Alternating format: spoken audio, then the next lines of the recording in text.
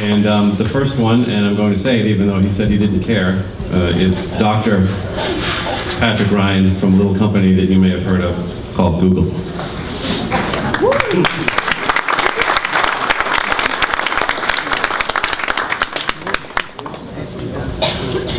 All right. Thank you all. It's a pleasure to be here. My name is Patrick Ryan. I work on internet governance issues in a fairly new team at Google that's focused on internet governance and freedom of expression issues. Let's go ahead to the next slide.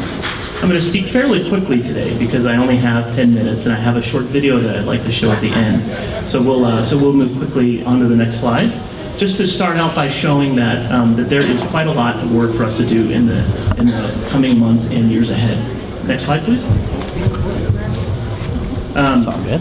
We talked about this a little bit today. Fadi presented it, some of the issues that we are working on over the course of the next couple of months, and that includes attending the Internet Governance Forum coming up next month. There's, of course, the treaty conference that's taking place in Dubai in December. And then from there, it's not over. There's going to be a major event at the World Telecommunication Policy Forum in Geneva, and then the WSIS Plus 10, which will happen either in 2014 or 2015, and on and on. Next slide. One of the major issues that will be discussed at all of these events is the role of multi-stakeholder governance. It is what we are trying to protect, and what all of us here are trying to protect. Now, what does multi-stakeholder governance mean? Well, it means a lot of different things, and it's a longer presentation and a longer discussion that we could have. We put together this slide to sort of show one aspect of it, and that is the crucial factor that everybody has a seat at the table in the multi-stakeholder forum. In a lot of the proposals that we're seeing today, these seats would be eliminated, or many of the seats would be eliminated, and be replaced either exclusively or primarily by governments, which is something that really concerns us. Let's go to the next slide. So the internet is, of course, this amazing thing, and the multi-stakeholder model with seats at the table for everybody has brought us so far. So why change it? Well, there's a lot of theories as to why several governments, in fact, want to change that.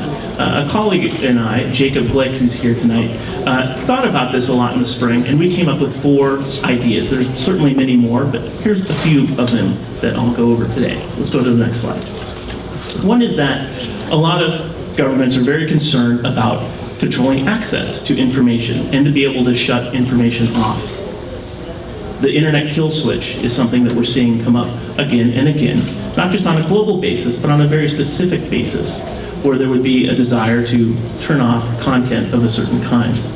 And to be able to legitimize that, for example, through a treaty or through other mechanisms, is very attractive to governments. Let's go to the next slide.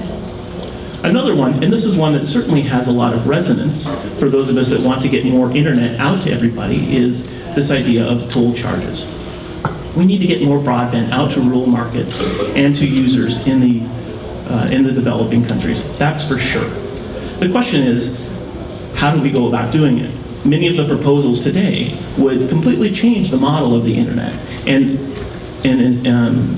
insert these so-called toll charges for providers of content, and that would affect, we believe, the smallest user, the guy in the garage who just sets up his website, much more so than it would affect a very large company like Google, who can afford to pay those toll charges in many different ways. It's something that we want to keep an eye on and be sure to change in the future so that the structure of the current internet charging system does not change. Let's go to the next slide. And the third, this is a very delicate issue, but one that's very important. There's a perception around the world, let's face it, that the United States controls the internet, right? And so, regardless of whether or not that's true, that perception absolutely exists. And it's dependent on all of us to recognize that and to take significant steps in order to be able to address it. Because the internet has become international, and it's going to be dependent on all of us to make sure that we share that view. Let's go to the next slide. And then finally, there's a desire that many governments have to have a one-stop shop for everything. Wouldn't it be great to have a central internet authority to be able to call up and have all of the issues resolved? Issues like spam, cybersecurity, the things that we deal with here at ICann, it's complicated for governments to be able to go out to all of these different multi-stakeholder organizations and figure out how to be effective.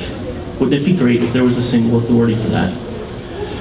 Of course, we think that that would slow down the internet and that would harm innovation and be a major problem for the future, but we need to recognize that this is an attractive option for governments, and it's on us to help identify paths for governments to engage in the multi-stakeholder organizations that we're involved in, like ICann.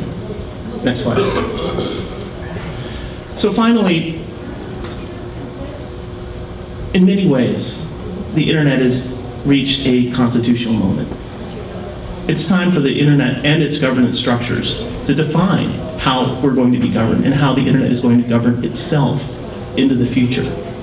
Because if we don't, we risk having that governance imposed upon us, and that's very scary. There are a lot of different things that we can do and a lot of changes that can be made, but we do need to recognize that change does need to be made in all of these organizations, and reform is very important. Showing that there's activity in all of the regions, and this is a lot of the work that you guys do outside of the world, outside of the United States, is crucial. Secondly, helping dispel the perceptions of US control. There are reform issues that we can talk about later, about ways to be able to do that, but it is a crucial thing for us to address.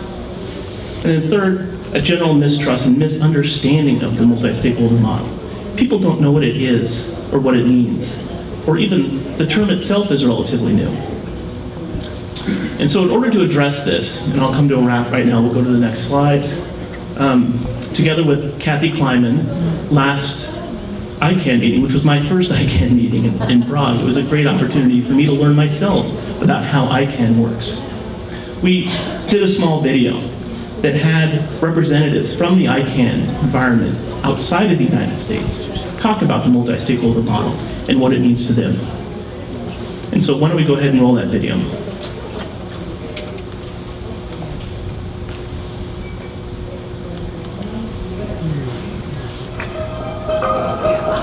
The internet is global.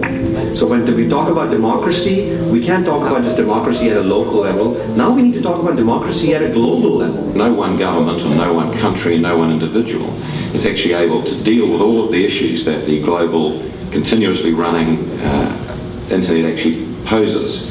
What's exciting about ICann is you can join in at any level.